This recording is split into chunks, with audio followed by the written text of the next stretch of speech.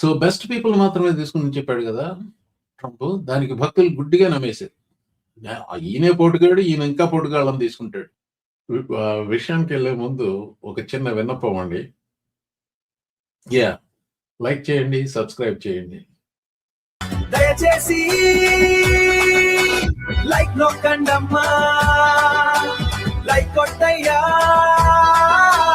Like కొట్టయ్యా, like కొట్టయ్యా, subscribe కొట్టండక్క, సబ్స్క్రైబ్ చేయండన్నా.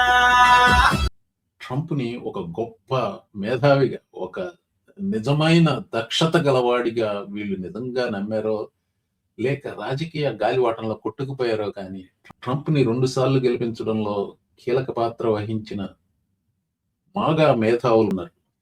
వాళ్ళు ఇప్పుడు తెగ బాధపడుతున్నారు. బెస్ట్ ఎగ్జాంపుల్ ఏంటంటే టక్కర్ కార్ల్సన్.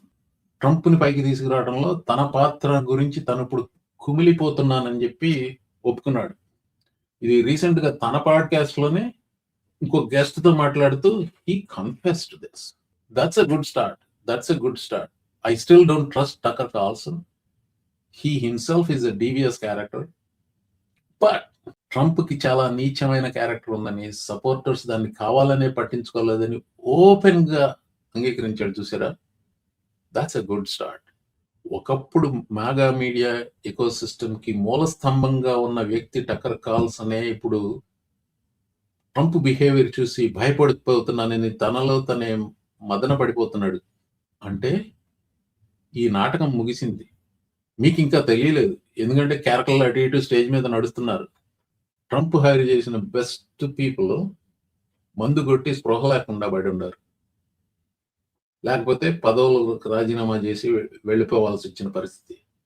టక్కర్ కార్ల్సన్ లాంటి వాళ్ళేమో అతన్ని అధికారంలోకి తీసుకురావడానికి వాళ్ళ పాత్ర గురించి చింతిస్తున్నారు.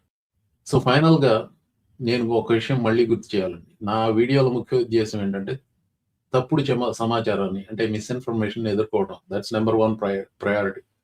ట్రంప్ ఎంతటి బఫూను, అతనిలో ఉన్న అసమర్థత, అహంకారం, అవినీతి ఏంటో అందరికీ తెలిసేలాగా పదే పదే చెప్పడం, వెలుగులోకి తీసుకురావడం.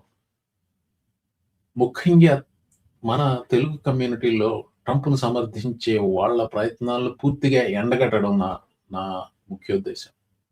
ఈ వీడియో టేక్ అవే ఏంటంటే ట్రంప్ ని 10 ఏళ్లకు పైగా భుజాన వేసుకు మోసిన అమెరికా అన్నబ్ గోస్వామి, అదేనండి టక్కర్ కార్ల్సన్ లాంటి వాగుడుగాయల మాటలు వినండి. Tucker Carlson if anything is very articulate. ఇప్పుడు తను ఏదో చెప్పి కేవలం తన బాధ్యతని దిగదుడుచుకోవడం కోసం చెప్పట్లేదు. It felt to me that he is genuinely repenting his role in this. Again, it's a good start.